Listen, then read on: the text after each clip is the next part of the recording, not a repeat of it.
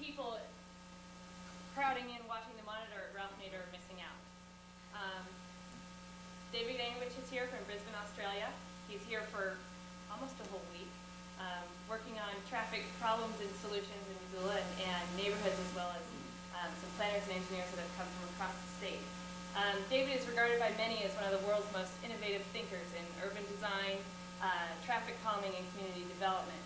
He's the inventor of the walking school bus, which we tried out here in Missoula during Bike Walk last week. He's also considered the father of traffic calming in Australia and many places in North America. Just a few thank yous for helping bring David here. BFI, the Mayor's Office, the City Council, the Adventure Cycling Association, my organization, the Missoula Valley Transportation Management Association, as well as Free Cycles Missoula and the Office of Planning and Grants. So it's my pleasure to introduce David Anguich.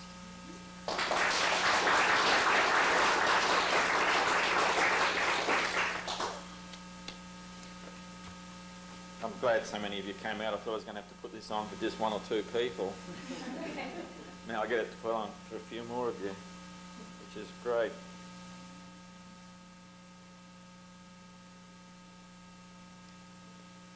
Well, I'm not really in the mood to give you a lecture tonight, so I'm just going to sit back, relax in my throne and tell you some stories. If that's all right by you. Keep my magic wand there in case something goes wrong.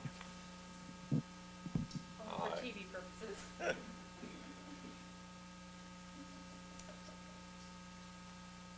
Okay. Let's read you a little something first. If you wonder what the hell this has got to do with traffic. I have no idea, but I'll read it to you anyway. Imagine yourself back 1,000 million years ago, a single cell organism riding tidal waves in a thermal mud pool.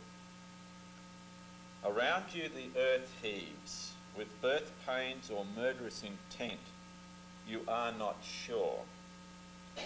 Volcanoes belch forth smoke and molten lava that could transform your mud pool incubator into a hissing pool of steam and stone should they choose to look your way.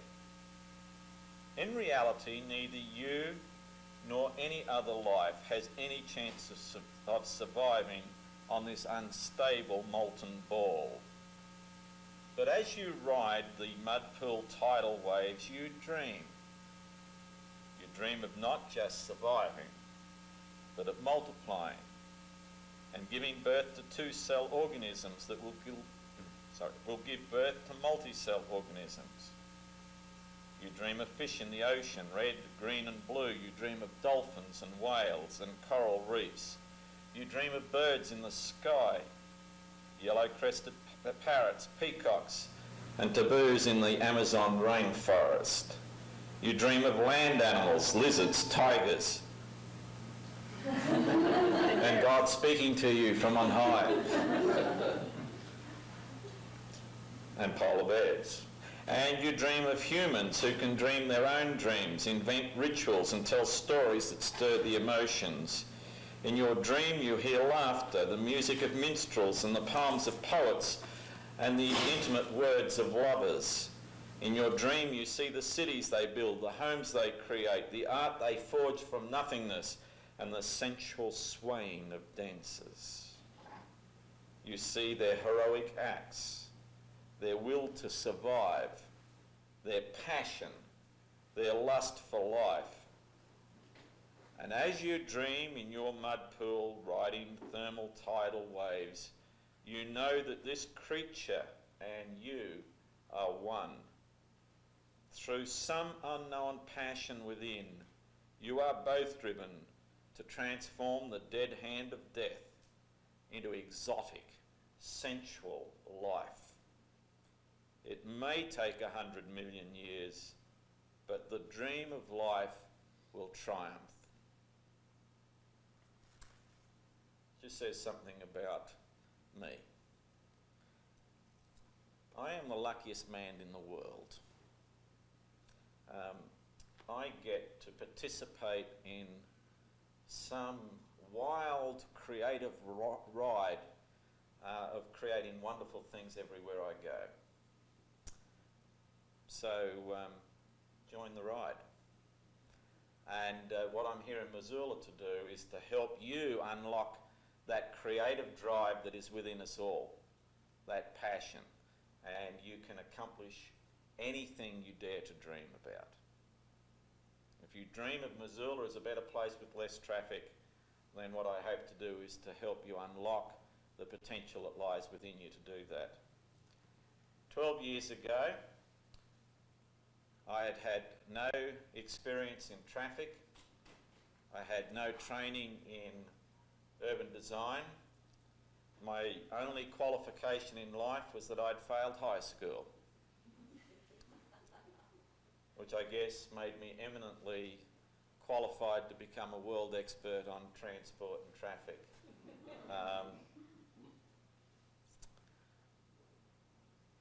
When I talk to people about I was washing windows at the time they decided to put a freeway through my community, and I went from that to this in 12 years. It's been a pretty wild ride, but a fairly enjoyable one. So, welcome to the wild ride. One of the things that fascinates me when I look at how change happens in my own life, you see, my story actually started when somebody put a notice in my letterbox about a road widening in our neighbourhood, and my wife at the time said, "You're going to that public meeting to see what's happening." I went along to the public meeting, and when the authorities stood up and told us why the road was to be widened, can somebody tell those people they're not in the wrong place? They looked in here and they, that can't be something on traffic, surely.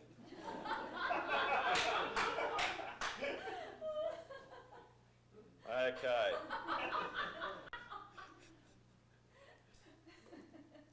So I went along to this public meeting, and the public officials were saying why the road must be widened, and I thought, oh, that sounds pretty sensible. And then a resident stood up and talked about how traffic expands to fill the available road space, etc. And I thought, that sounds pretty sensible. Sounds like I was pretty gullible, doesn't it? I mean, I believed anything. But then I became very angry with the way that the politicians that were there were trying to control the agenda of the meeting. So I jumped to my feet and said, I move a motion that we set up a community group to fight this thing. Well, guess what? I ended up on the initial committee for my troubles for jumping up and saying it. But you see, a little notice arriving in my letterbox changed the entire direction of my life. 3 years into our campaign, somebody said to me, David, you're going to have to find a way of earning a living out of everything that you've learned out of this over this last 3 years. And I went, you got to be joking. There is no way I could ever earn a living out of my experience from this campaign. But at the end of that 3 years, I decided it was time for me to find a real job. And somebody said, will you come and be a witness at a inquiry? And I said, no, I'm finished with all that traffic stuff. I'm going back to find a real job, and this phase of my life is over. And they said, well, we'll pay you. And I said, well, you can't pay me. I'm just an ordinary citizen like anybody else. I mean, you can't pay me. And they insisted, and I went, and I never got to find a real job. I've just played ever since. Now that experience leads me to believe that most of the significant revolutions that we see happening always start from very small beginnings. We're besotted with this idea that there's got to be some huge plan, some brilliant idea, something that is going to fall out of the sky and suddenly it's going to save us all from traffic or whatever. It ain't the way things work in real life. It usually starts from something very insignificant. I used to do a public lecture stroke performance called Telling Tales, in which I would get the audience to help me invent stories about how their city became a livable city.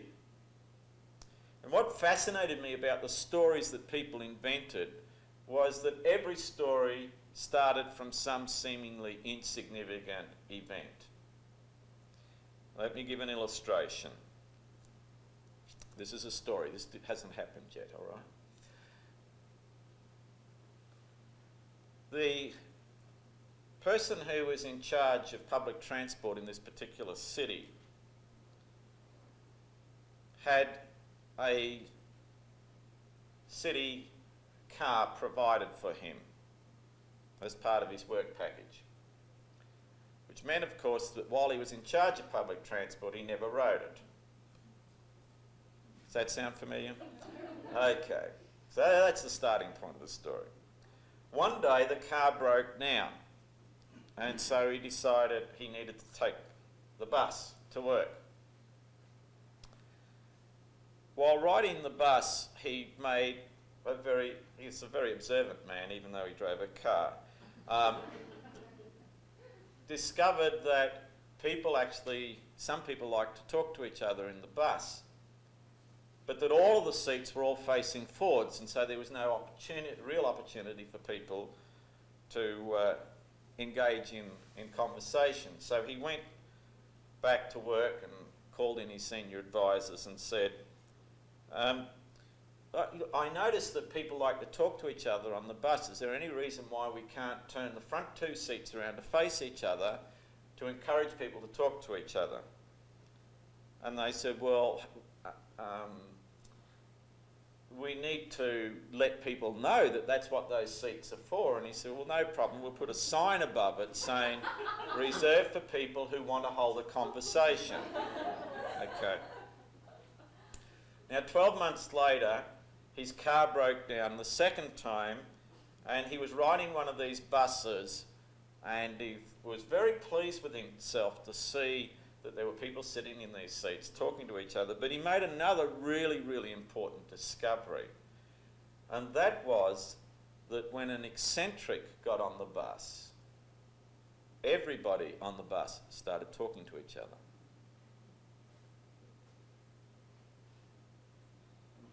So he thought this was a really important discovery,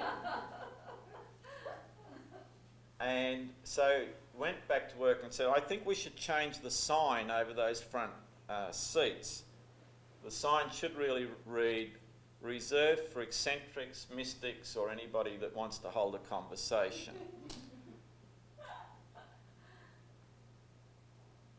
So time went by, and they suddenly observed that the amount of income from the fare box was going through the roof. So he said that he instituted an inquiry to find out why patronage was suddenly climbing so much.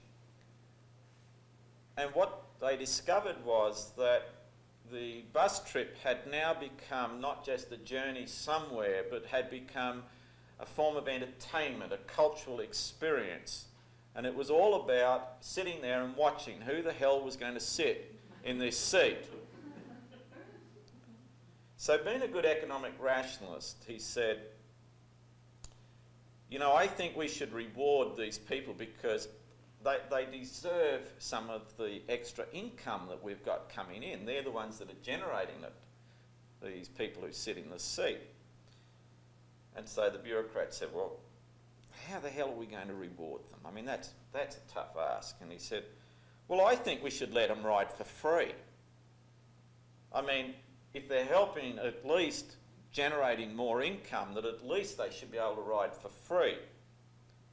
Well, being typical bureaucrats, they said, but how will we know who are the eccentrics that are going to ride there? How do we know that we should let them on for free? So they all scratched their heads and they said, well, what would any bureaucracy do? If they come to City Hall and sign a form saying they're an eccentric, then we will give them a free bus pass. Okay? Now, of course, it didn't take long for this to catch on. that if you wanted free public transport, all you had to do was go down to City Hall and register as an eccentric.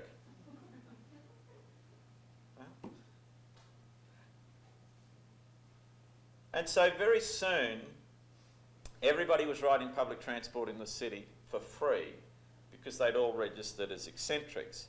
The interesting thing was that this city started to grow in its overall creativity because now everybody was trying to define themselves as different to everybody else. All started by a car breaking down. Okay, so all of the stories that people constructed were stories that start with some seemingly insignificant event. Let me just tell you another unrelated story about this chair. This chair comes out of a suitcase, plus all the banners, all the stage setting that you see comes out of a suitcase. It's called Street Reclaiming in a Suitcase. And I've put it up in all sorts of places. It's been to New York, Washington, everywhere. On my last trip over here, I was in Boise, Idaho. We had a public meeting in the afternoon, and when we got to the public meeting, there were 3 news crews standing on the steps waiting for me to arrive. So I did a stand-up interview, and we were already running late for the meeting. So the person who was my host, who had also been a former highway commissioner, suddenly said to the media, "Get him to set his chair up in the street." And I said, "Well, we're already running late." He said, "It's okay, we'll start the meeting out in the street." This was a reasonably busy intersection in a residential area. So I walked out into the middle of the intersection. If you can imagine a really little mini roundabout, because that's what I really am, is a little roundabout.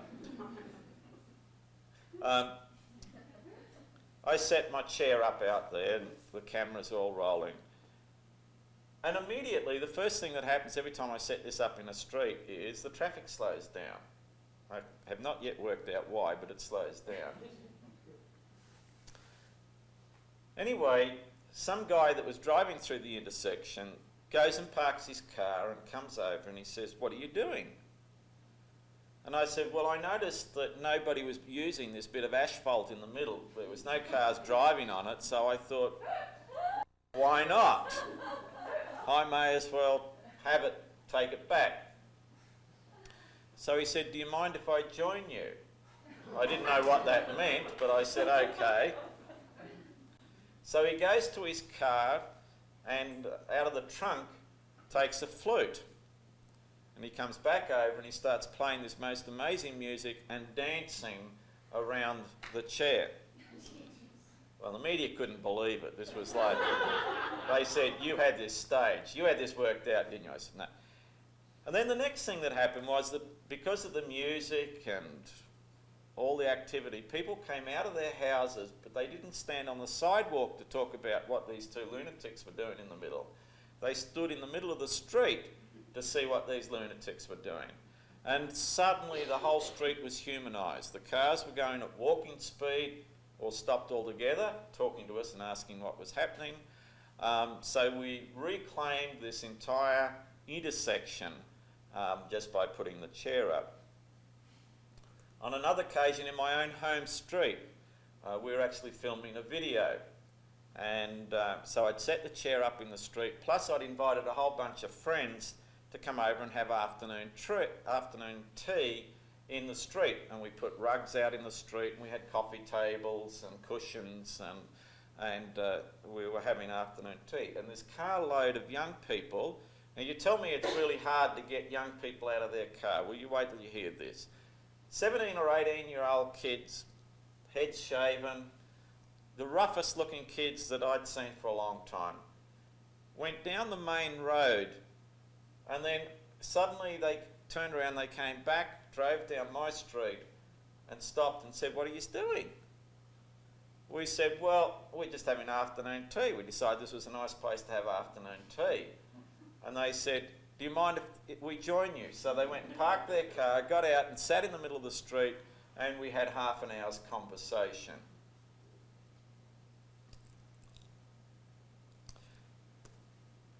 Part of the secret of street reclaiming, which I bill as a quantum leap beyond traffic calming, is that your street should be ever changing and should be humanised. What has happened in our streets is that we have slowly retreated from the street as the car has exerted a psychological influence over the street. It is not simply the quantity of traffic, but its psychological impact. In other words, as traffic builds up, where children were once playing in the street and adults were standing there to talk, it gets to a level where one parent says, I'm not letting my kid play in the street anymore. And then all the other parents say, well, if Billy's mum won't let him play in the street, you can't play in the street. You can play on the sidewalk, but not in the street. Can anybody guess what happens when the kids stop playing in the street? The traffic gets faster, okay. So the kids are playing on the sidewalk and the traffic gets faster and faster. Suddenly the mother or the father says, you're not playing on the sidewalk anymore, it's too dangerous. Pulls the kids off the sidewalk. What happens to the traffic? Goes faster, okay. Then one resident decides that it's no longer safe to park their car on the side of the street because the traffic's going too fast and they don't want their nice new car dented, so they park it in the driveway rather than out in the street.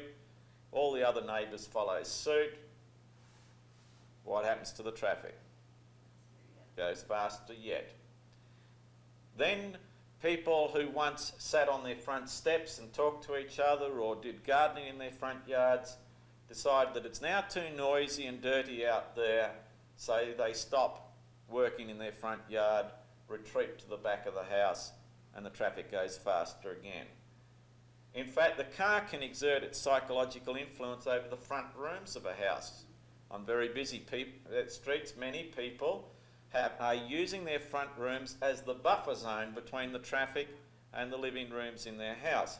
So traffic is not about the amount of physical space it takes, but the psychological influence that it has over the space.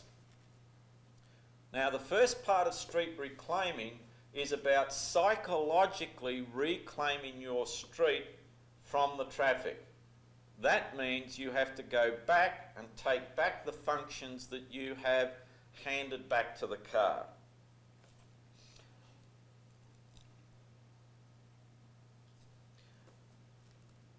Now, what we have seen in let me tell you about a typical street reclaiming experiment and how this works. In a little city in Massachusetts called Holyoke, just a couple of weeks ago, we arrived at a street with 10,000 vehicles a day on it. That's a very busy residential street.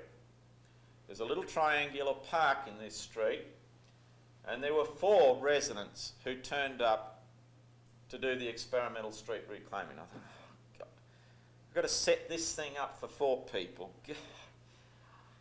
This will never work, okay? The first thing that I observed was that when I got there, these 4 people were standing in the middle of this park, the furthest they could get away from the streets on both sides. They were in deep psychological retreat from their own street. So I thought, I'm not setting the chair up, but I'll at least show them a few things. So I said, look how far you've got away from the traffic. Let's come and hold this conversation on the sidewalk. So we all went over and stood on the sidewalk to hold a conversation. And they went, the traffic's going a couple of miles an hour slower now that we've moved from the centre of the park to the sidewalk. Because the cars were going.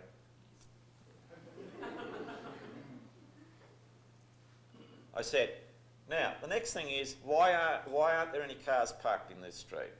Well, I knew the answer to that. The traffic's going too fast. I said, okay, who's willing to go home and who's got the most beat up old bomb that you're willing to bring out and let us experiment with it. So some brave soul said, I'll go home and get the car.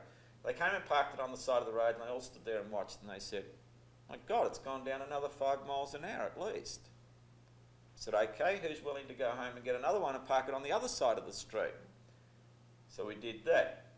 By then I was thinking, oh, this is pretty good, I might set the chair up after all. So we went and got the chair and set it up just out a bit. It wasn't impeding the traffic could still get through, but instantly another drop in the traffic speed. So I then said, okay, go and get some chairs from home. So they went and got chairs, and I said, sit along the sidewalk and see what happens.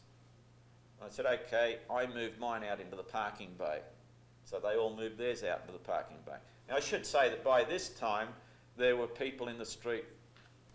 What's going on up there? So they came up to join us. So the crowd had grown from 4. Now the end of this story is that when we had started with traffic going up and down the street, within 1 hour, starting with 4 people, we had the traffic down to walking speed and stopped so that kids were able to go out into the middle of the street and do chalk drawings. With no official sign saying, warning, street activity ahead. No yellow cones, nothing. Just simply the activity in the street was managing the traffic. Now, the last one that I conducted in Boise, Idaho, the city authorities said, we can't have people in the street and cars. It is too dangerous. What we will do is we'll put cones up the middle of the street, and the people can play on that side and the cars can be on that side. And it didn't work. It didn't work. It slowed the traffic down because they had narrower lanes to drive in, but basically they still had their space. The whole emphasis of what I'm saying to you is that we have to find ways for all of the activities that should be taking place in a street, including people moving around by cars, to coexist happily in the same space. And as long as we're in retreat and simply handing the space over, of course they will go faster and faster. So let me just talk about some of the ways that you may start this. My emphasis is, what can you go home and do tomorrow that will start to make a difference? What are the small beginnings? That equivalent of the notice in the letterbox that will turn you into an international expert.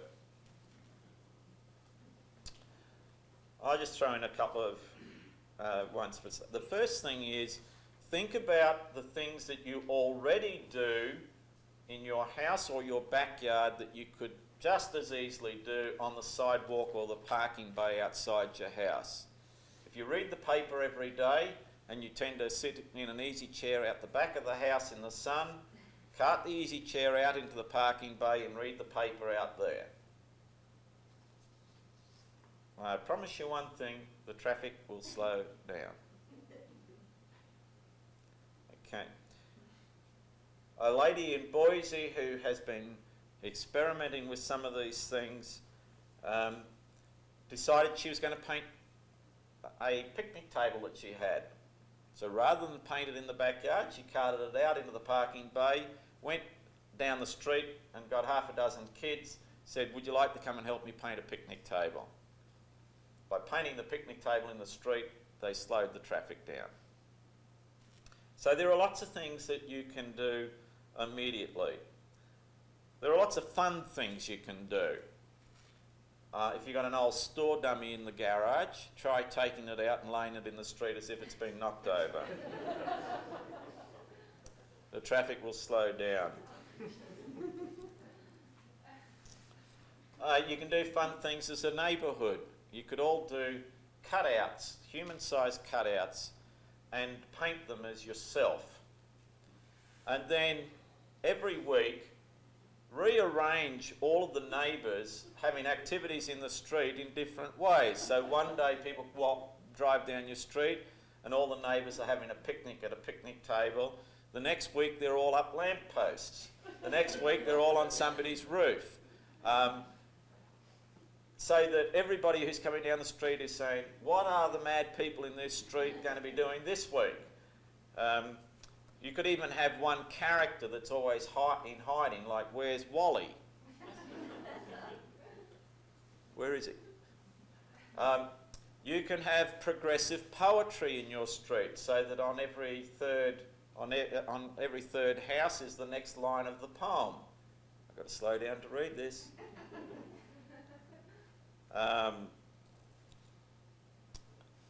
If you want to do something, these are all jumbled up, just excuse me, they're all over the place.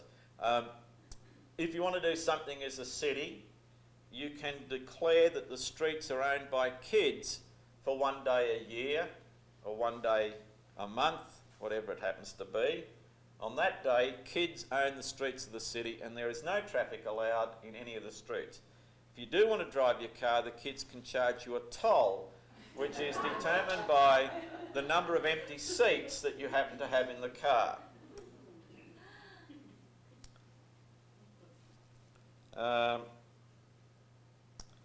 This is an idea that a lady came up with in Massachusetts the other day. I was in the workshop talking about how we don't confront car culture, we simply build an alternative value base which just outcompetes it, basically. And she was saying how that in her city she'd have real trouble if she went in and tried to fight car culture, because there were a lot of young people in her small town that had hotted up cars and were very proud of their cars, and spent all Friday and Saturday night cruising up and down the main street showing the vehicles off. And she said, I'm going to capture and celebrate that part of car culture.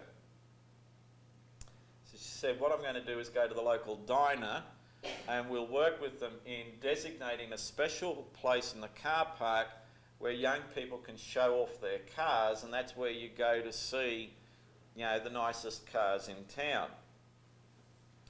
So I went to her at afternoon tea time and I said, you got the seeds of a great idea, but I really want you to push it further. I said, I want you to think about how you may capture the cars before they get to the diner, so they don't even leave the house. She said, well, how the hell would I do that? I said, well, think about doing it this way. If you could get these young people, and there's probably a lot of older people as well, a lot of middle-aged men have very impressive toys. Get them to give you a photo of their vehicle and a description, 1959 chassis, cut down by 3 inches, size of the motor, whatever. And where they live. And then mark that on a map of your city and create a walking trail that connects all the homes with great cars. And publish a map which is a walking trail to see all the hot cars in town. And these guys will not be game to drive their cars away in case somebody is on the walking trail come to see their car.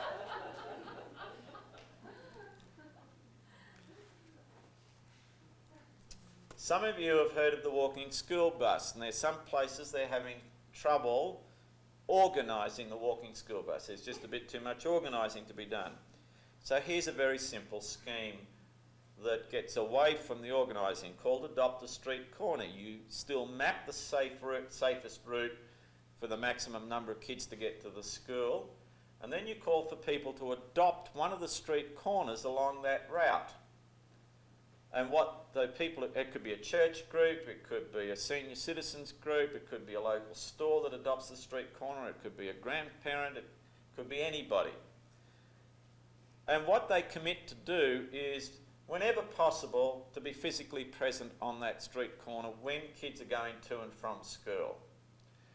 But because we understand that they can't be there all the time, is to adopt that corner and leave something unique that personalises that street corner and says, I care about this street corner and I'm in charge of this street corner. Now it could be a little garden, could be a statue, could be a drinking fountain, It could be a chair that they paint in a special way. There are 101 ways that that corner could be personalised. Now it just starts a trend of establishing a walking trail through the neighbourhood that has lots of lovely things on all the street corners as you go. It will encourage some parents to start letting their kids walk because it now seems safer that there are people who care for that particular route. And then the walking school bus may grow out of that kind of a process, that once there are enough kids walking, you've actually got the clientele for the walking school bus. Here's one from the last trip that I really love. A simple way to calm your street overnight. You interested? Well, I'm not going to tell you. No. We know that it's lane widths that determine the speed of traffic. The wider the lane, the faster the traffic will go. Now, as already mentioned, a lot of people in a lot of places don't park their cars on the street because they're frightened of them getting hit. It's also a fact that cars are legally able to park a certain maximum distance from the curbing. In some places 18 inches, I don't know what it happens to be here, you need to check with your authorities. So on a Saturday you have a working bee and you go out, if it's 18 inches, you paint a nice decorative mural down the length of the curbing on either side that goes out for 18 inches if it's 18 inches. And then you agree as a street that on Monday morning all of you will go out and park your cars on the 18-inch line. You've not only narrowed it by the number of cars, you've further narrowed the lanes or the street width by another 3 feet instantly. Doesn't interest anybody? I'm sorry. Very little organising and an instant effect. Geez, I'm going to have to come up with some bloody good ideas to get you people excited. Here's a little interesting thing, an incident that happened to me. On one of my trips when I was in Canada, I saw these Velcro horns that you can attach to bike helmets. They're like devil's horns. They had other attachments that you could Velcro onto the side of your helmet. So I thought, I'm a bit of an eccentric, that'll do. I'll take those home and put them on my helmet. I put them on my helmet and I hadn't ridden my bike for a little while. I think I was working from home or whatever, and I'd forgotten all about having put them on. And so the first time that I was riding my bike after I'd stuck them on, I was riding down the street and I thought, why the hell are people staring at me? Why are those kids smiling and waving to me? This doesn't normally happen. Why are motorists waving their windows down going, horny devil, eh?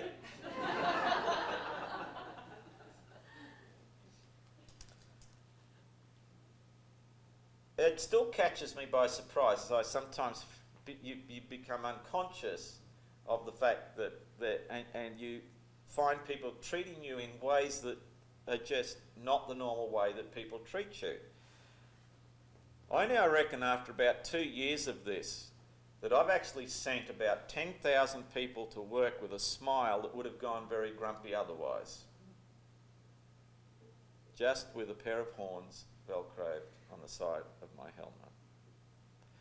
Gives us a very important clue that humour and being a little bit eccentric humanises the whole transport environment.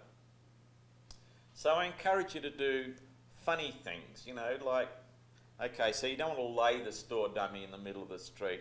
Why not just put her or him out in a different pose every day, in different clothes, so that people are saying, geez, I wonder what that dummy on 14th Street's doing today. I'll come back to that one in a minute. Now, there are certain design things that you can do to your street to also psychologically reclaim it.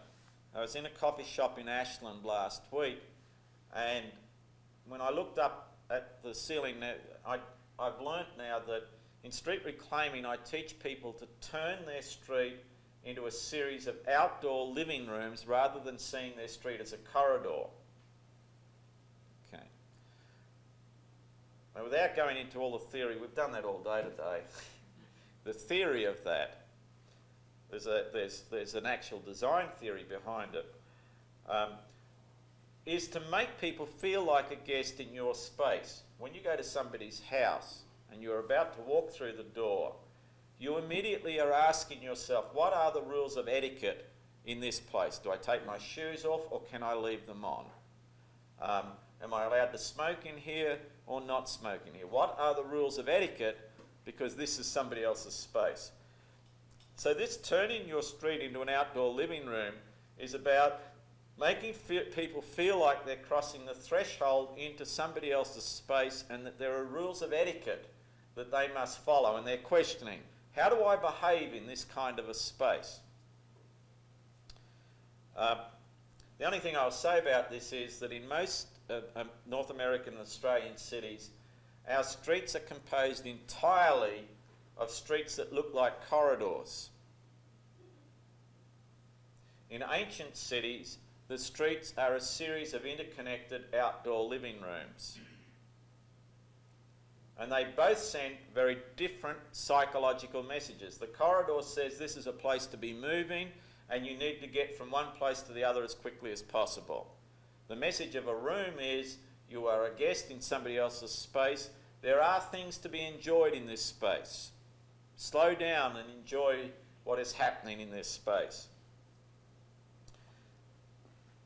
Now, I often, in explaining this, say to people, how many of you, when you are house hunting, say to the real estate agent, please find me the house composed only of corridors? And one of the secrets of house design is to combine your corridor space and your room space into the one space to minimise the amount of hallway space. Halls are a waste of space. Now, similarly in the city, simply having corridors is a waste of space. We need to turn them back into a series of outdoor living rooms. Anyway, back to the coffee shop.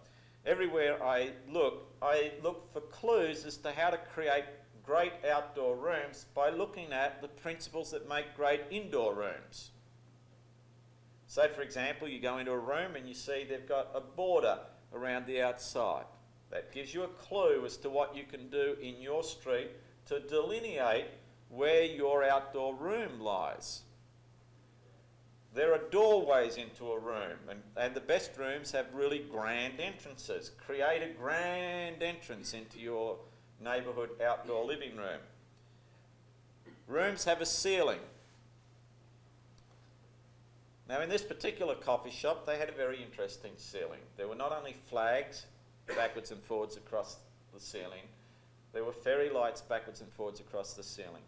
Plus, there was a kid's bike suspended from the ceiling with a seagull out front leading the bike through the sky, and a flag at the back of the bike saying, in memory of somebody who enjoyed the freedom of riding their bike. And I imagine that strung across a street. That you're riding down the street and here's a bike floating above your street with a seagull leading it and a flag out the back in memory of some kid that was injured in that street or killed. So there are lots of ways of sending messages. I'm rambling all over the place, but I'm sure you're going to pick up the threads. One of the principles of street reclaiming is to not have any official signage, because that is about corridors, about movement, about road environments. So instead of putting up a sign that says, warning, kids play here, you get a trike and paint it red and stick it on a post in the sidewalk. Or you take a beach ball and you super glue it to the middle of the road.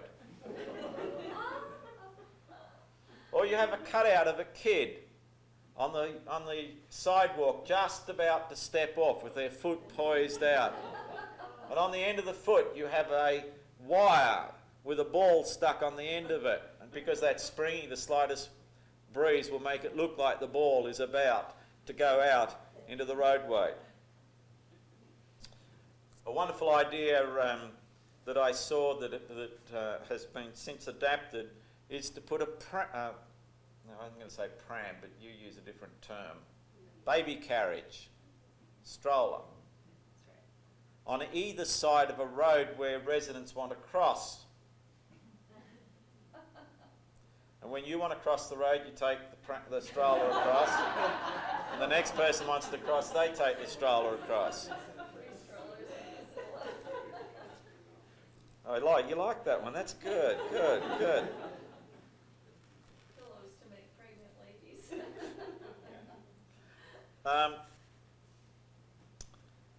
This is one of my favourites. As you can see, I love chairs. I think some streets should create a special chair in their street and actually adopt an eccentric for their street. Now, if you can't find an eccentric that lives in your street, then I think you should put an ad in the newspaper. Wanted eccentric for 14th Street between such and such, such, such. Because they add such wonderful colour. You should make them the street mayor and this is their special chair. Or you can create a celebratory chair for your street so that every time somebody has a birthday, their name goes on the top of the chair and you all come out and you celebrate that person's special occasion. For all of the wedding anniversaries, I mean, you can just have a constant celebration happening in the street if there are enough people to celebrate with. I heard of a group of artists in Portland who set up a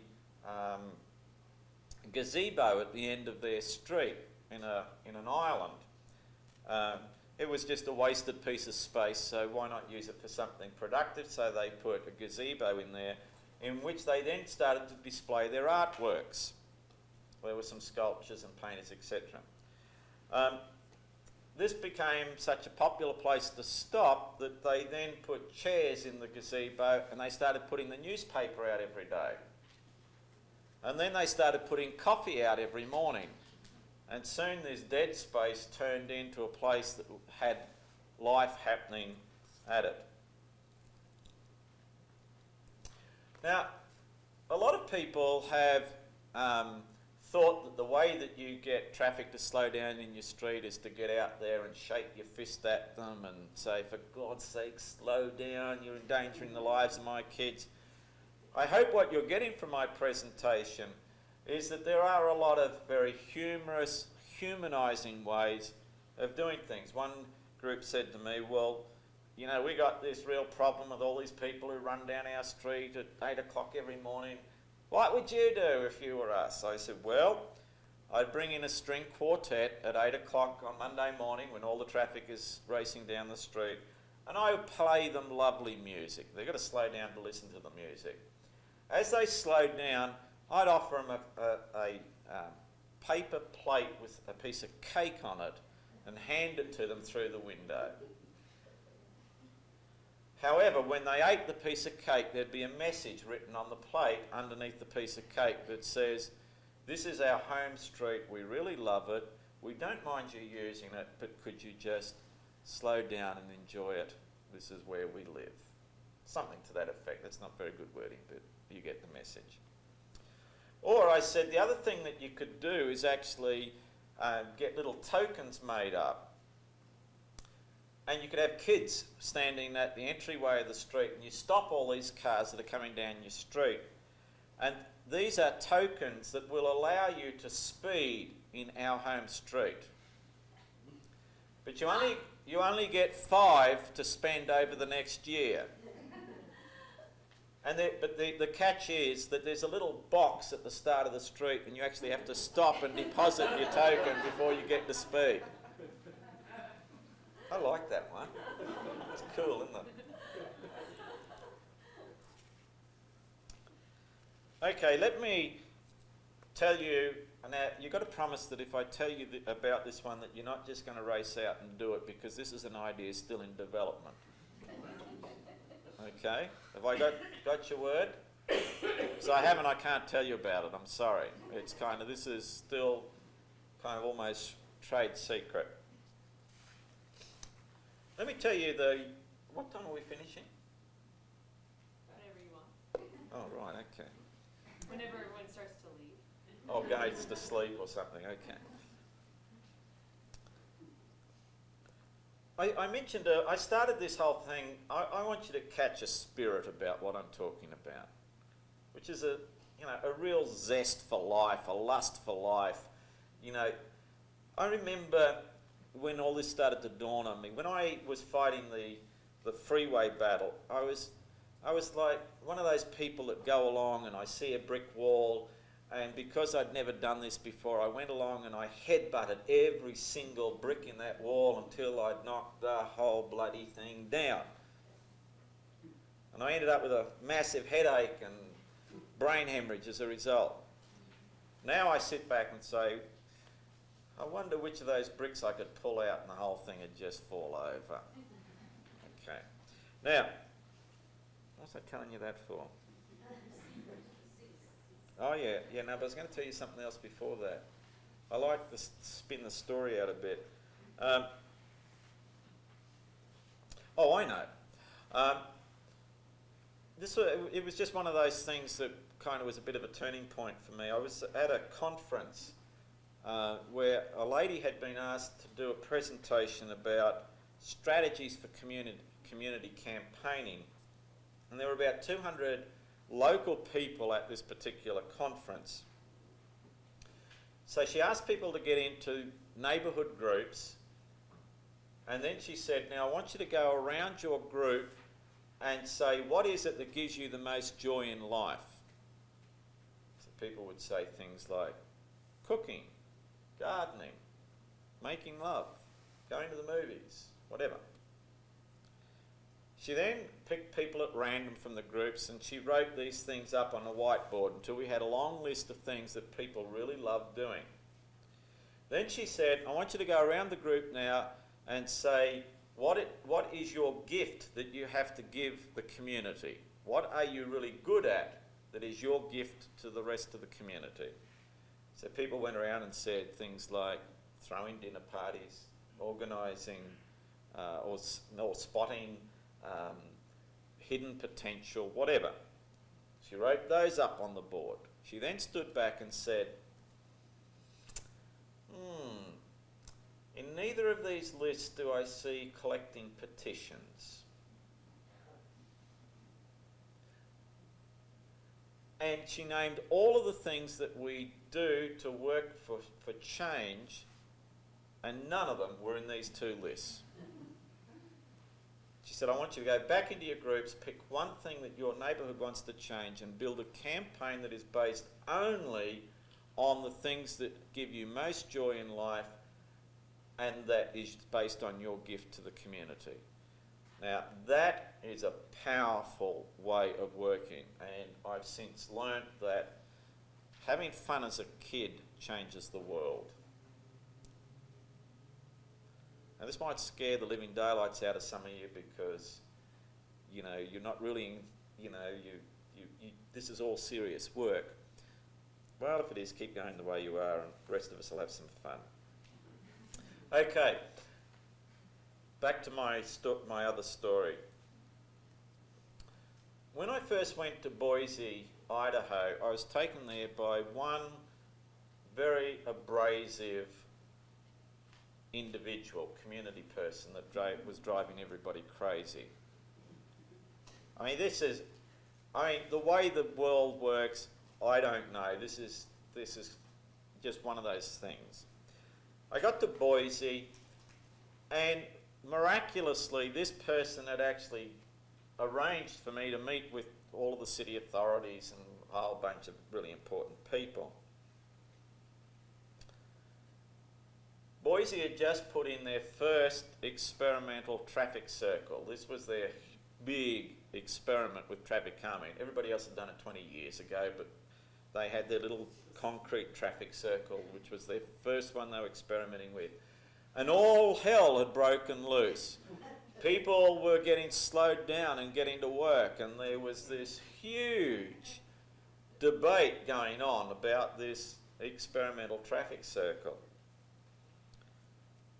And I thought, my God, they haven't started on traffic calming. I'm coming here to tell them that, you know, we've gone past that. There are other ways of doing it. And I just basically said to them, oh, you might as well skip that stage, get to the next stage, you know, kind of like. But what struck me was that here was this incredibly conservative city with a very reactionary political environment, but I met a couple of really dynamic neighbourhood, community-based people. And I just had the gut feeling. I said, I'm coming back to Boise, whether you invite me or not, whether you pay me or not, I'm coming back. Because if it can happen in Boise, it can happen anywhere in the world. And I believe in choosing the hardest assignment possible. So I went back the second time, and by the time I went back, I had developed my concept somewhat. We were into psychological reclaiming. My central message, my search has always been, how can residents solve these problems themselves? How can they do it without going to City Hall and handing the responsibility on to somebody else? The other problem that I've battled continually is, how do I get residents to accept that they are actually part of the problem? Now, you know, I've travelled the world and I've asked this question 1,000 times. Now, that's an exaggeration, 999 times. Is there anybody in this room that actually wants more or faster traffic on their street? You do, sir? Oh, no, you... I thought you were nodding, saying that you were volunteering. And my point for the last 5 years has been, well, it seems pretty simple that if nobody wants more and faster traffic and everybody wants the traffic to go slower and they want less traffic in the street, why the hell doesn't this neighbourhood do a deal with this neighbourhood where we say, I'll put less in your neighbourhood and act like a guest when I'm driving in your neighbourhood if you do the same for me. Sign a treaty. You know, I mean, it's pretty simple, isn't it? It's pretty straightforward. But I've been struggling with the ways to actually do that. This is a long story, isn't it? Now, so the second time I go to Boise, I'm invited to go and speak to a group of residents on a particular residential street that because of the way some roadworks had been done, had suddenly funneled huge amounts of traffic onto their street, and their whole neighbourhood life just went down the, I don't know what term you use here, but the one we use in Australia, I don't think I better. Fell to pieces.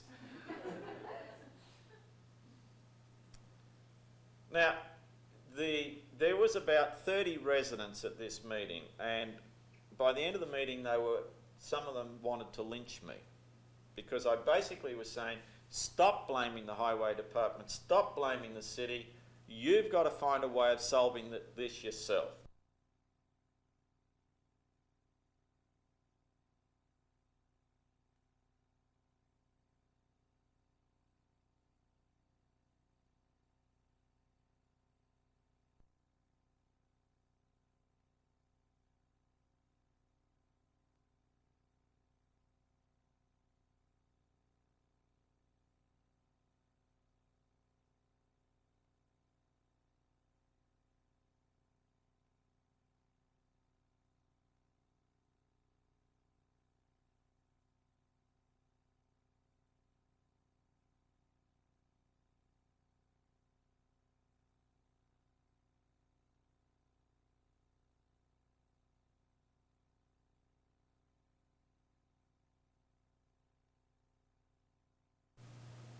How dare you?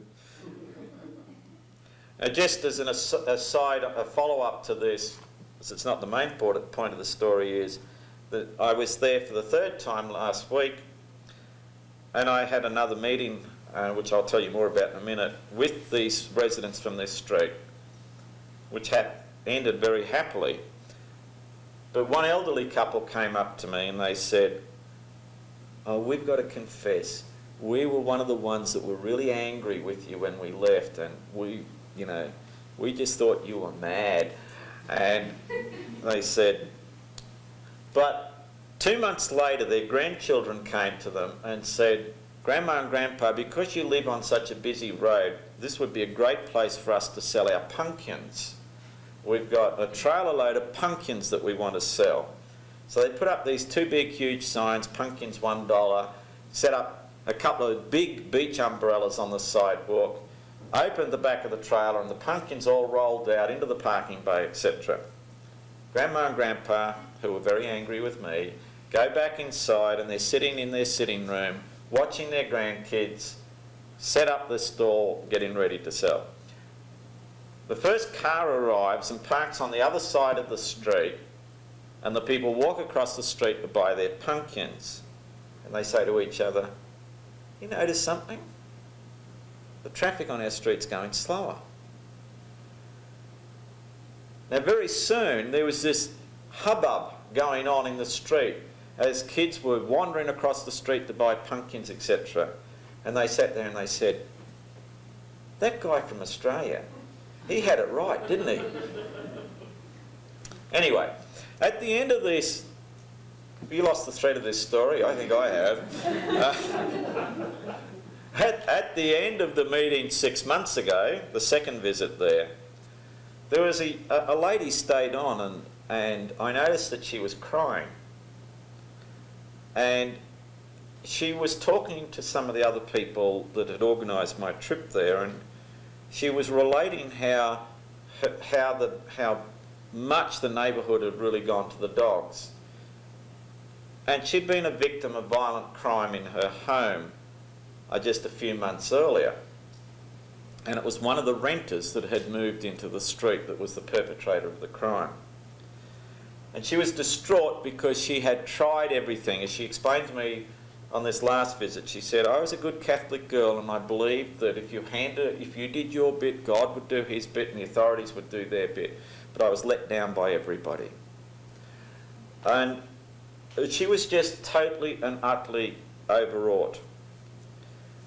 And so on my way home, I said to the people that were hosting me, I said, I didn't know this woman, I only was standing back and overheard the conversation. I said, "Tell that woman that I'm coming back to Boise and I'm coming back to help get her street back for her." It was called Northview Street. And that was that. So when arranging this trip, I contacted some of the people that I know there and I said, "I'm doing another tour of North America and I'm coming back to fulfil my promise to Lisa from Northview that we're going to reclaim her street. I want to do a 2-day training course and then we will do an experimental street reclaiming in her street." Now when I got to Boise, or before I got to Boise, I got word that the residents in this street were still so upset that they were fearful if we did an experimental reclaiming that the anger would just boil out everywhere. And so they felt that it wasn't appropriate that I come and do the experimental street reclaiming. So I said, well, I made a promise that I was going to do my best to help them get it back. Just arrange a barbecue or something with them so that I can meet with them again. So we had this meeting and boy, were they mad, because the Highway Commission had just made another decision that was going to push another 4,000 vehicles a day onto their street. They were hopping mad. One elderly person said, "I'm retired and I don't care anymore. I'm going out there and chaining myself up in the middle of the street and they'll have to carry me. I don't care if I spend the rest of my days in jail." They were mad. Now, in the course of the evening, Lisa related what had happened to her between the last time that I was there and this visit. She said, you know, when David said this stuff about you have to find a way of finding a solution, you know, I was like the rest of you. I just got mad with him and thought, it's not possible. She said, I've been thinking about it, and a month or so ago, I discovered a way that I can make a difference in my street. And she said, what I'm doing is I've called myself the Northview Pilot Car. And at peak hours, I go out and get in my car and I escort people up and down the street at the speed limit, and I stop to let my neighbours out of their driveway, etc. Now, I had a stroke of inspiration from God, from somewhere. Because suddenly I remembered that 12 years ago when I was fighting the freeway, that as I learnt about the issues and how I could empower myself, the first decision I made was to drive below the speed limit everywhere I went. And it suddenly occurred to me that I had heard many, many people in my travels tell me the same story over and over again. I don't care, I just drive everywhere at the speed limit. And they bank up behind me and they get as mad as hell, but I just drive at the speed limit. Is there anybody in this room that does that? Look at that. Come on, put your hands up. 1, 2, 3, 4, 5, 6, 7, 8, 9, 10. There's at least 12 people in this room that already do that. And I said, you know what, I said, this was the stroke of genius. I said, this is what I've been looking for, but it was too simple. I hadn't seen it coming.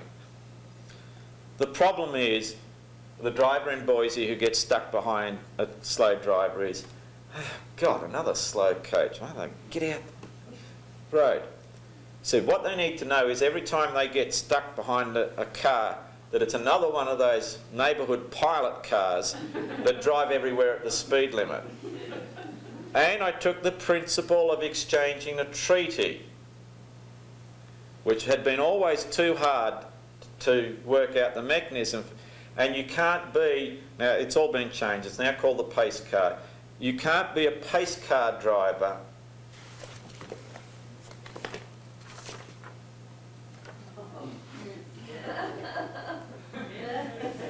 just pass it back. That's the sticker that goes in your back window. You can't be a pace car driver or car unless you sign a pledge. And the pledge says very simply that in recognising that my car use impacts other neighbourhoods just as their car use impacts mine, I hereby pledge to 1, drive within the speed limit, 2, reduce my car use to a minimum, 3, display the pace car sticker and put something funny on my car to make other people smile, 4, reclaim my street. I've missed one here somewhere. Another one is to stop for pedestrians and let them cross. And 6, have fun while caring for other people. Sign your name. Now, this idea occurred on a Thursday evening. Friday morning, I had a meeting scheduled with the head of the Chamber of Commerce for the whole of Treasure Valley, just not for Boise City. I talked to him and a couple of other people representing the Chamber about why it was in merchants' interest to have traffic reduced in the city. I said, do you realise that for every $10 we can get people to reduce their travel costs by, they've got $10 more in their pocket to spend at your store? Yeah, that interests them. And I talked to him about how urban design and traffic can actually increase the bottom line. I then told him about the pace car program. And I said, you know, I think that businesses could become good corporate citizens and earn a lot of brownie points if they supported the Pace Car program. Now, here comes the rub. That is that all commercial vehicles will end up being pace cars. And if a gravel company truck is speeding down your street, you ring them up and you say, you know, one of your drivers was speeding down our street today, and you don't abuse them. You simply say, we noticed that one of your competitor gravel places are part of the Pace Car program, and I think we'll buy our gravel from them in future, unless you also join the Pace Car program. So anyway, basically, to cut a long story short, they have agreed that in 3 months' time they're going to let the residents get the program up and running first, that the Chamber of Commerce will look at how they can come on board. Friday was the second day of a workshop in which I had city officials and highway commissioners involved. I told them about what had happened the previous night, and the rest of the workshop turned into them helping us improve the Pace Car program. Do you know these city officials sat there saying, we get it, this has got to be done with humour. Okay, what's the first thing that we can help people do it with humour? Let's have some bumper stickers that go with this. Now here are the 4 bumper stickers, the best that they came up with. My other car is a cop car. Would you rather I was a speed bump? Now, do you know that the beauty of this program is, and why cities are going to buy it, there's no more traffic calming needed. No more speed bumps in the city. It's going to save them millions and millions of dollars. Okay? Okay, another one. Follow me to the next red light.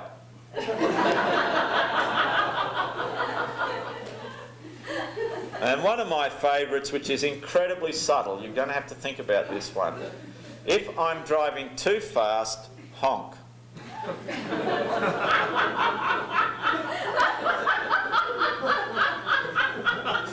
Oh, I wish that person would speed up. Oh, but if I honk.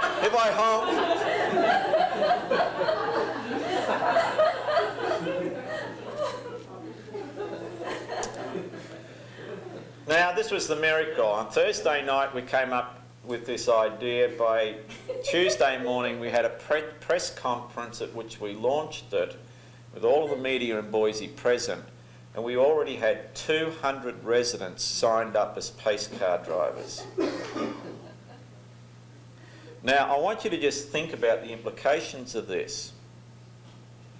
There are enormous implications. The first one is that what we hope to develop now is the idea of actually having Pace Car streets. So if you get, say, 50% of the residents signing up, you can signpost your street either with a symbol on the street or a post or something as a Pace Car street. What I floated with the Chamber of Commerce is, would you be prepared to develop a special discount card for people who belong to Pace Car streets because they care about the city? Well, why not? Would it? Because one of the things we're saying is to reduce your car use, shop locally. We're going to support you. Okay? And as part of this card deal, if you belong to a Pace Car street, you get maybe 10% discount if you ride your bike or walk or go by public transport to the store, but you only get 5% discount if you drive your car there. Okay. But that's only where the implications start. The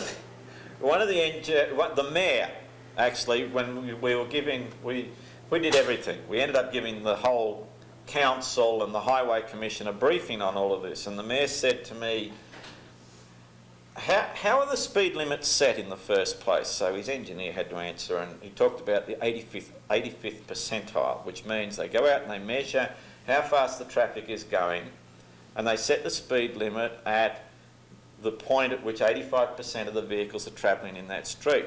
Now you think about this for a minute. What's going to happen to the speed limits in the city if they keep doing that? If there are enough pace cars out there, meaning that the signposted speed limit, if for example it's 30 miles an hour, the pace cars are keeping them at 30 miles an hour. Now you don't do a constant 30 miles an hour because you're slowing down for pedestrians to go across, etc. The 85th percentile is going to drop from 30 down to 25. Now if they keep following their rules, they'll reduce the speed limit to 25 and the pace cars will go at 25, which means the 85th percentile is going to drop yet again. They'll all be walking very soon. But the other incredible thing is this, that if a pace car street goes to the Highway Commission and says, we think the speed is too fast in our street, and the Highway Commission says, go away, the 85th percentile says that it should be 30 miles an hour, and that pace car street communicates with all the other pace car streets and says, would you be happy to drive at 20 miles an hour in our street rather than 30 miles an hour street? We're going to have a pace car speed limit, which is different from the official speed limit. If you all agree to it, then you don't need the Highway Commission anymore to set speed limits. The pace car streets determine what the speed limit is in people's streets. Oh, you're not even excited about that, my God. Now the reason I said earlier, please don't just run away and implement this, because this is such a revolutionary program, I actually think this will change car culture across the whole of North America.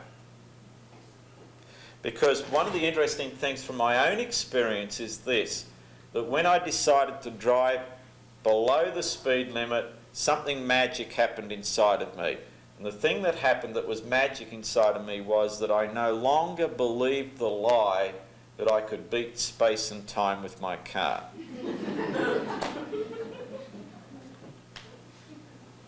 I had to simply organise my life and allow for the fact that I was going to be going slow, not speeding to try and beat space and time.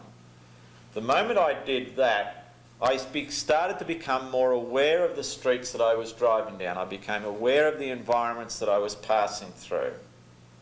When I learnt the joy of experiencing the places I drove through rather than just being totally focused on where I was going to, it made more sense to actually ride a bike than to drive the car. And so I ended up not owning a car at all, but riding a bike, walking, or using public transport. Now I forecast that what this program will do is break this magic spell that the car has over us. And the brilliance of it is, we are using the devil to tame the devil. Questions? Why not? What time do you people want to go home? I'll ask you a question. I might have to take a bathroom break soon, but... We have an intersection called Malfunction Junction. I've heard of that. And there's been talk of a roundabout. And I know there's enough, just by visually seeing it, there's enough space there they could re-engineer that intersection for a roundabout. Has there ever been any talk about it? Has there been talk of a roundabout there? Well, you're asking the wrong person, other than I have heard that there was talk about it. There was extensive talk about it, and an analysis of one of the alternatives was a roundabout, and the city paid to have an international roundabout expert analyze it, and the conclusion was it wouldn't work because of the traffic. Now, I'm just relaying what happened, that it was seriously considered, and it was an alternative that was exhaustively researched, and I'd be happy to go over all of the details. But I think roundabouts are going to find their way. We're just right behind Boise.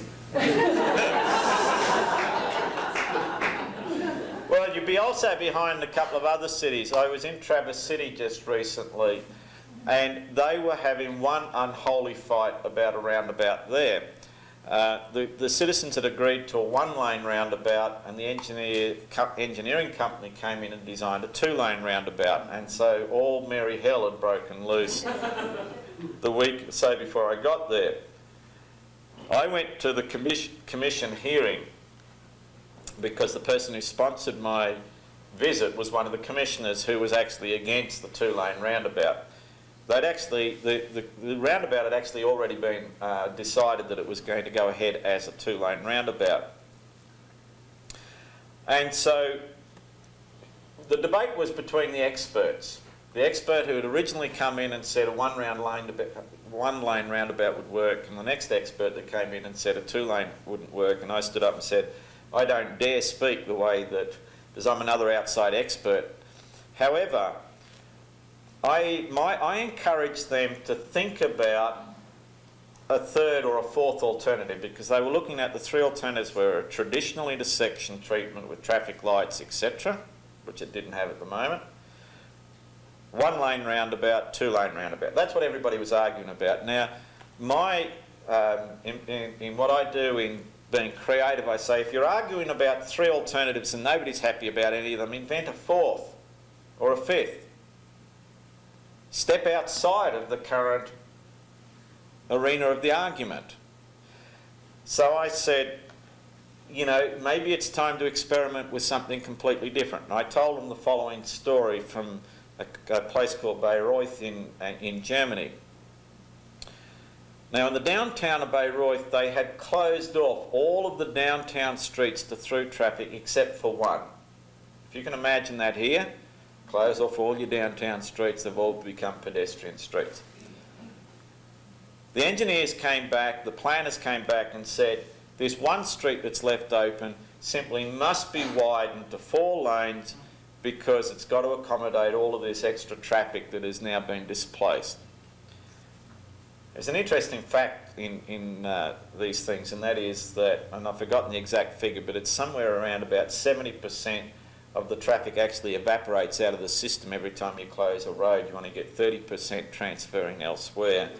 70% falls off the face of the earth somewhere.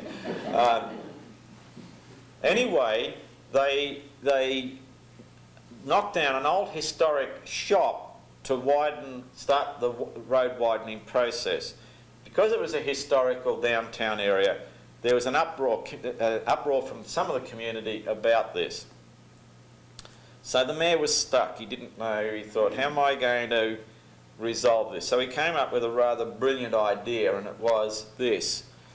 He said, let's do an experiment for 12 months. And what we'll do is, rather than widen the road, we'll narrow it temporarily, just with some markers. And we'll also take out the signals, because this was a signalised intersection. In other words, his logic was this. The engineers were saying there was going to be chaos if it wasn't widened. So if you went to the other stream, there would be absolute, utter chaos. And his reasoning was, he'll cause so much chaos that all the residents will be back begging for the road to be widened and the traffic lights to be put back in.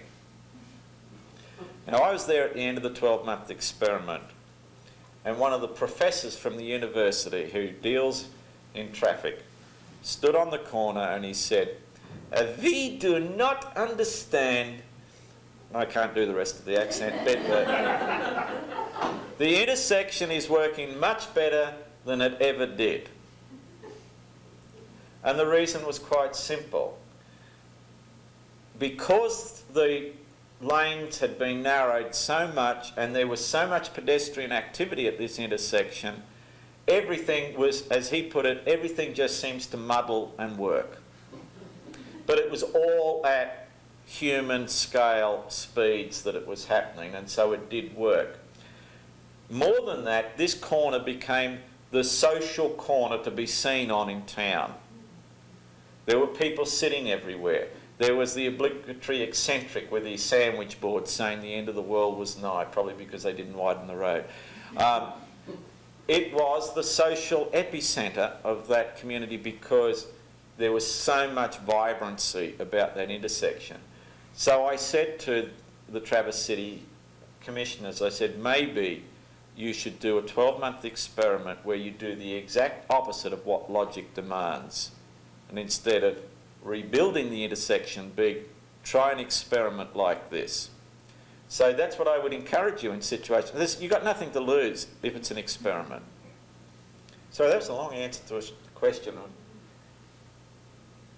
Other questions? This is kind of stupid, but one of the things that really enrages me, I ride my bike around town, so they've got these fancy new signals that are activated by traffic at the intersection. Mm-hmm. They can't see a bicycle. So I have the option of getting off my bike and going and hitting the pedestrian light, which means that, I may have problems with somebody coming out of the shop or whatever. I can wait and wait and wait. Well, the other street is empty, the cross street is empty because it's got the signals controlled at the other intersections. Or I can just say, screw this, and go on through. The problem with the latter is the policemen get very irate and the motorists get very irate and say, oh, there's another one of those bicyclists not obeying the rules. What would you do? If I was God? If I was God, I tell you what I would do, is that I would have push buttons at all lights, but it is the motorists who have to get out and push them before the light will turn green.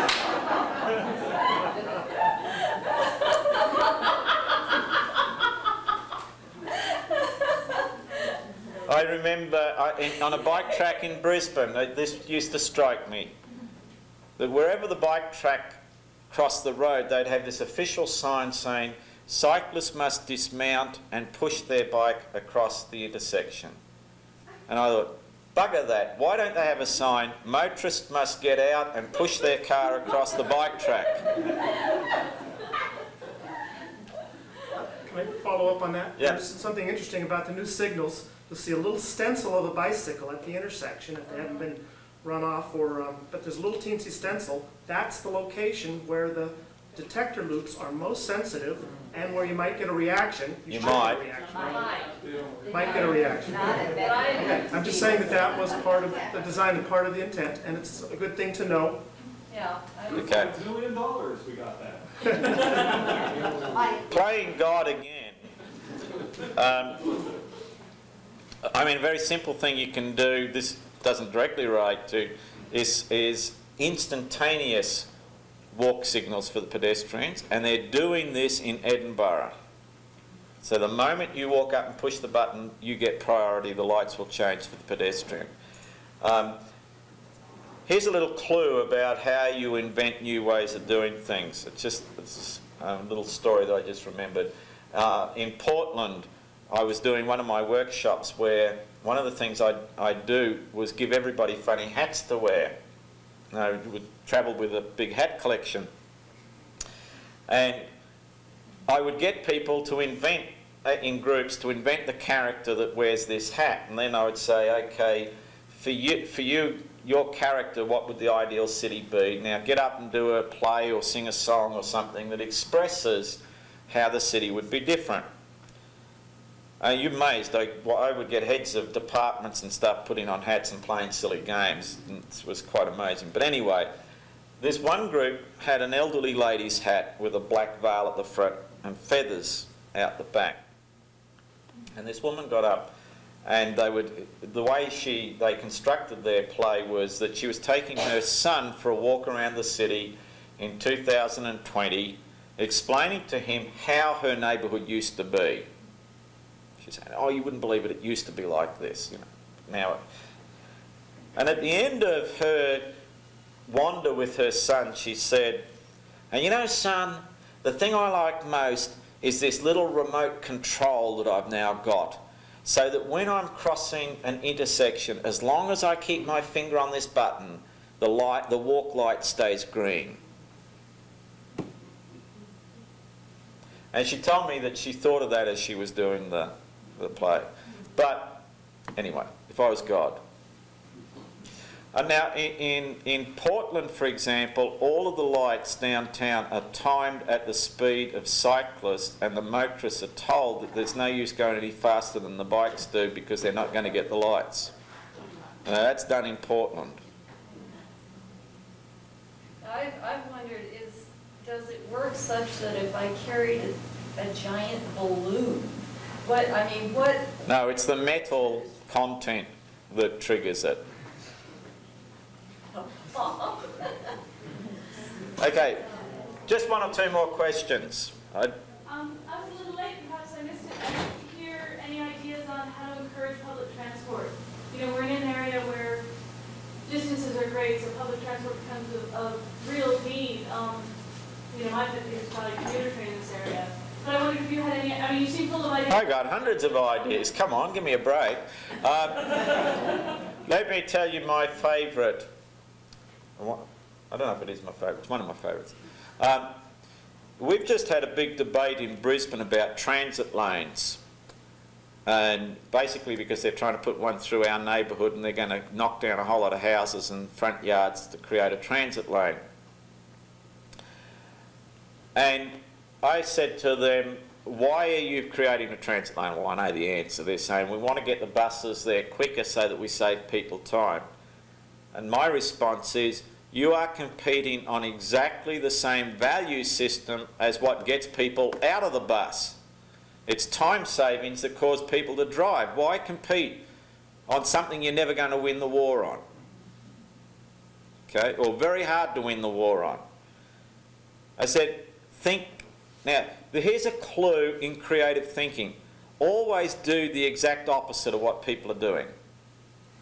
Or think about what would happen if you did the opposite.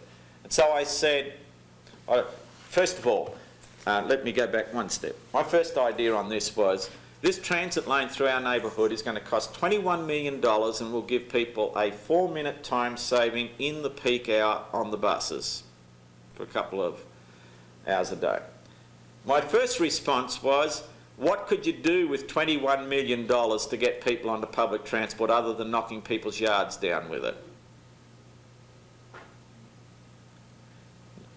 Well, and I said this to the politician, and she went bright scarlet red and then burst into laughter because it makes so much sense. I said, well, it's quite easy. All you do is you put a little basket at the front of the bus, and people write their name on the back of their bus ticket and put it in the basket. And once a year you have a lucky draw and somebody wins $1 million. Then you put a big sign on the back of the bus that says, future millionaires ride here. You can do it for 21 years. And I guarantee it will get more people on the bus than a 4-minute time saving. Well, we have no buses to get people on here. Okay. But the other thing is talking about the time advantage. Can you imagine making bus journeys so pleasurable that people beg the buses to go slower? I can. And maybe that's the way we should be thinking. How do you make... And you see, what you do is deliver non-transport related benefits to the bus user. Don't think transport benefits, time benefits, whatever. What are the non-transport benefits that you can offer them? So, for example, people say, well, how can you do that? Well, you can put a bookcase in the back of the bus that's connected to the local library system, and you can order books and you get to read whatever books you like while you're on the bus. In fact, if your commute journey's long enough, you could actually connect it to the university library and you could get your master's degree or do your thesis on the bus. We have low-use commercial rail, both north and south of here.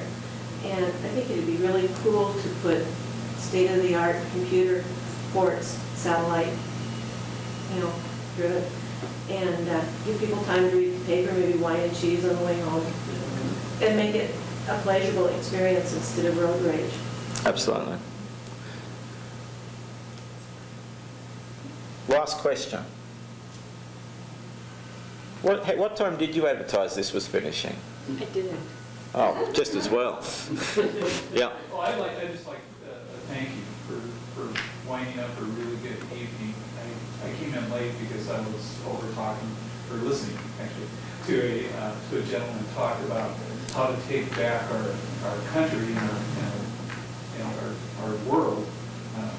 And you're talking about how to take back our streets. So thank you for winding up the evening so nicely for some of us that were over listening to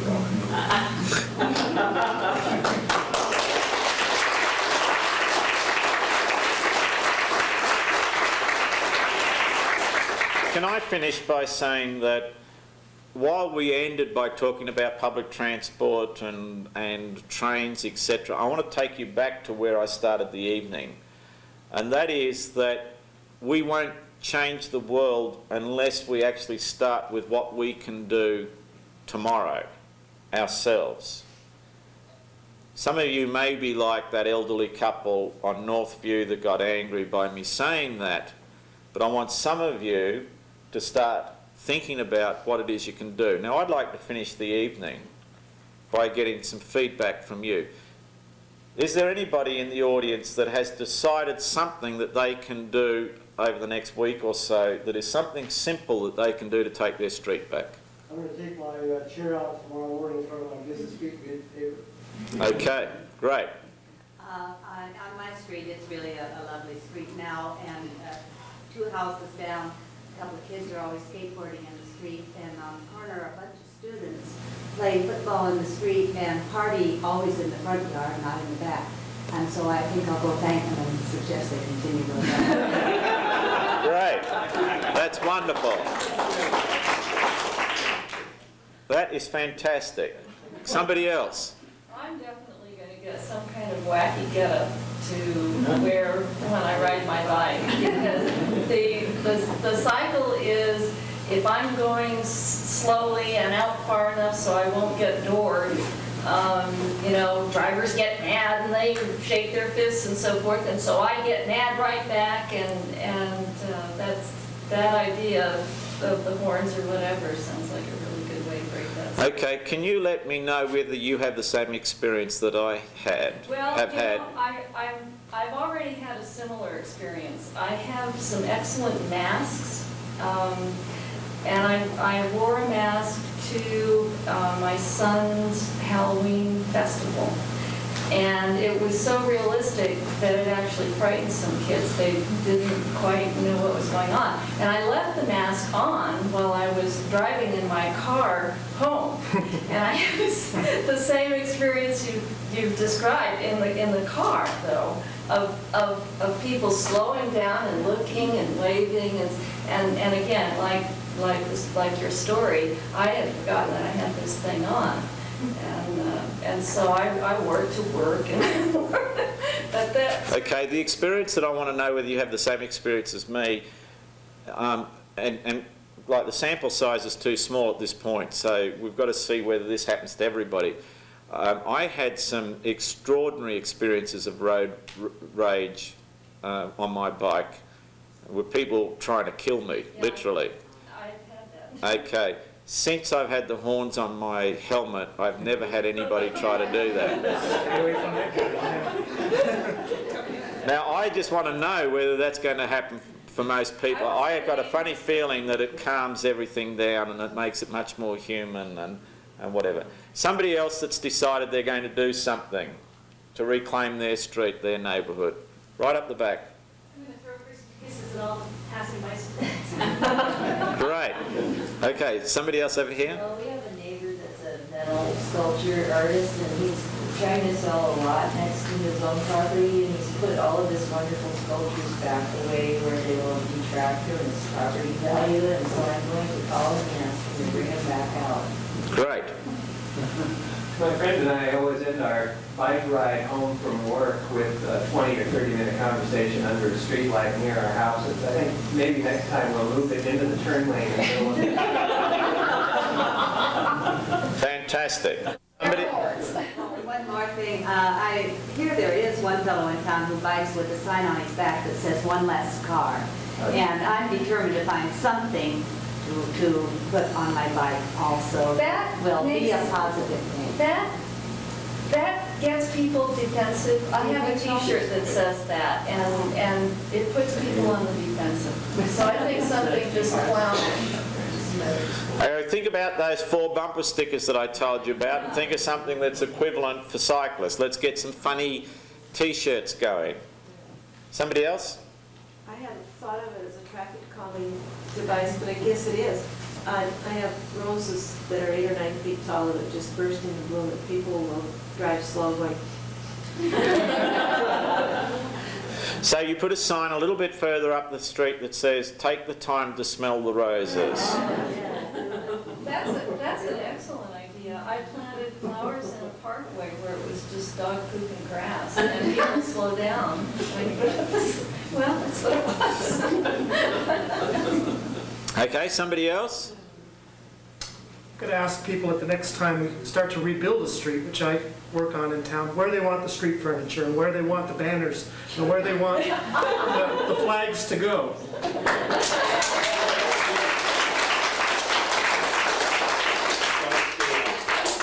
There is a good marriage between the techniques that I've talked about.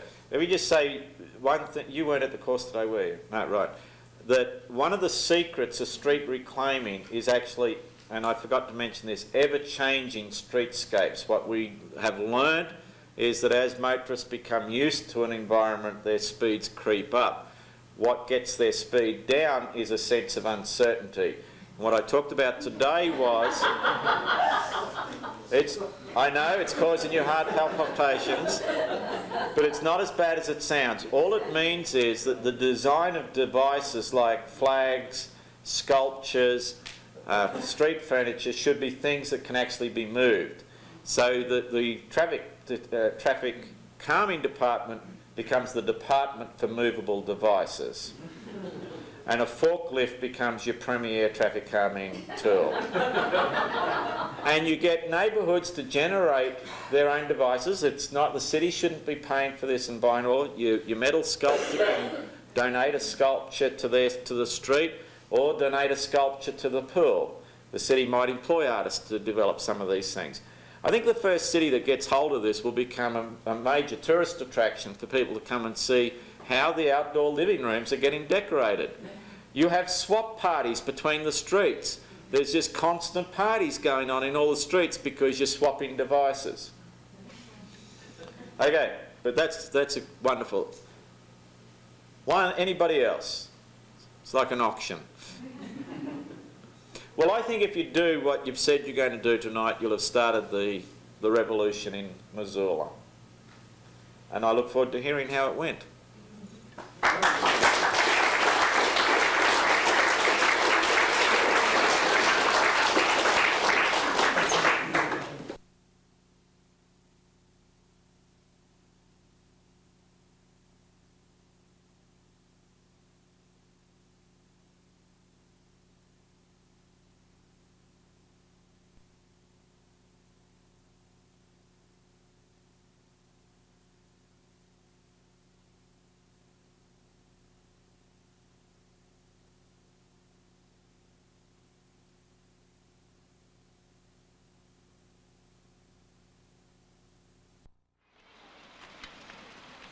You have to watch out for cars for me, okay? Tell me if I'm in the way of a car because I can't see.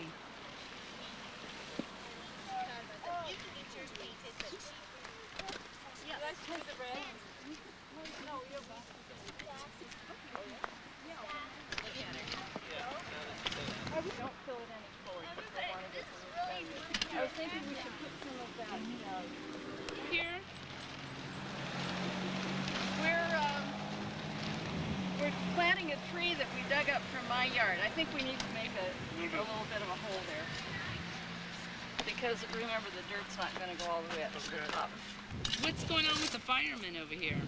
Well, there's a fire station over here, and we thought it would be really nice to have some sort of firefighters memorial here. So we talked to them and asked if they had any firefighting gear that we could dress up a dummy in. They said, well, you know, these shirts cost $60, but they said they'd look around, and it looked like they found some good stuff. All of our firemen are not in that condition. Most of them actually move. You guys tell me what's going on? Well, we're slowing the traffic down by psychologically taking over the street. We're not putting official looking signage, we're putting stuff that means that the motorist has to slow down to work out what the hell's going on. So that's the general idea in it. Okay. And so, you know, we're putting kids' trikes on posts, we're doing all sorts of things to send them visual messages that this is a residential area that they're passing through. What we're doing is actually breaking the street up into a series of living rooms. This is our first living room. We're using the borders to create the mat edge around the living room.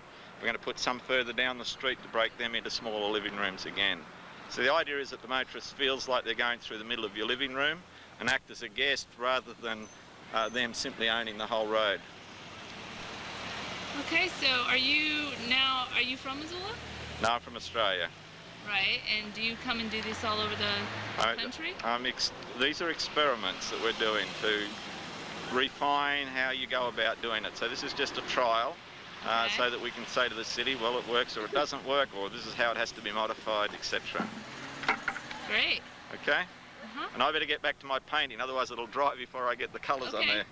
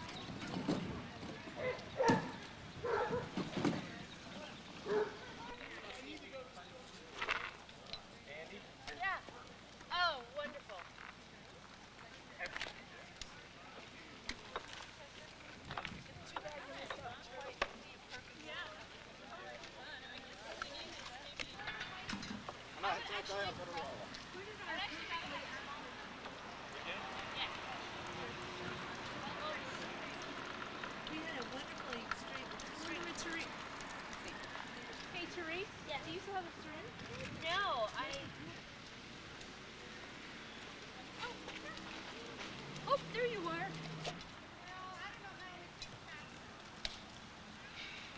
Well, we're having a blast here, and it's great to finally see something being done with this area. I mean, everybody who drives by and everybody who lives here often says, look at all that open space, what should we do with it? And now some of the citizens and people even from outside our neighborhood are helping us figure that out. Maybe you've already been told that we're working on a fireman's memorial for one side across from the fire station. This side we're going to dedicate to kids and plants. And it's just the beginning. And I think what we'll do is follow up with meetings on different ways we can enhance this. We're going to talk with the city tomorrow, what they think of all this, and see if they're willing to let us continue doing our projects in this area. But I think it's just meant to enhance. What kind of projects are you hoping for? Well, some people have thought about a plant exchange, doing a little farmer's market right here. We talked about having coffee, you know, depending. At the Fireman's Memorial, we want to have a bench so people feel like they can take a minute and just sit down there and recognize the firemen who have worked in this community. We made a list of projects, and tell you the truth, I can't think of them all right now. Can you remember what you told me earlier about people? All right. Can you do that? The basic reason we're here is that a number of us from the city have attended these workshops called Reclaiming Our Streets. The fundamental proposition is that as traffic increases on a street, as it has on Mount, ever since they opened Mount from Higgins to Reserve, the traffic has increased 100-fold. A number of us have started something called the Mount Avenue Preservation Society. because this is a great street and we want to keep it neighborhood friendly. And what happens when you increase traffic is that people retreat from their front porch. I've done it. I used to sit out on my front porch. Everyone's told me. I use my backyard now. And so this is happening not only in Missoula, but all over the place. And the purpose of this is to bring people back out into the street, be able to enjoy their front yard, and then start giving a message to the folks who drive by that they're driving through a neighborhood. So the purpose of doing these paintings on the street is to create a living room. We've done a rug on the street, and we want to start making outdoor living rooms. It will mean that we'll work as a community here, and then individually we can do things in our front yards to make it interesting so that drivers can be not distracted so much, but drawn to different things that are going on. And when that happens, the traffic slows down. Drivers realize they're in a neighborhood that people care about, and that we're asking them to respect the fact that they're in our living space. This is our living space, and we're trying to make it as comfortable and as pleasant for ourselves as possible. And I think when you do it for yourself, you start becoming aware of your neighbor's living space. So when I drive through another neighborhood, I'm going to drive the speed limit. I'm going to realize that I'm impacting that person's quality of life, because that's what I'm asking for. And now I'm aware, and I'm willing to give it to my neighbors. I just think it's a real positive thing that we're doing. And we're having fun together. And it's a blast. And I'm taking it to the city officials tomorrow. A couple of folks in the engineering and the bike ped office have come to the workshops, so they're aware of what we're doing. And knowing our engineering department, they'll be supportive, and they'll give us as much leeway as possible. So I'm excited about that too. Okay, that's good. Thanks. Hi. Hey, what are you guys doing? Actually, right now we're making a checkerboard. Okay, for like people that used to sit out in front and play checkers? Sit down and play checkers. They're painting blue rocks, blue and green to use as the pieces. And it's just a big checkerboard. It's kind of too thick. Great. Our checkerboards usually like red, or they usually I think they're black. But that would make it a little bright. Yeah. We're painting a checkerboard, and then we're gonna have people play with little rocks. So, do you understand what's going on here today? Yeah. So, We're trying to slow the traffic by setting up things such as checkerboards. You want to do a few blues? You want to do a blue? I want to do green. I already have one.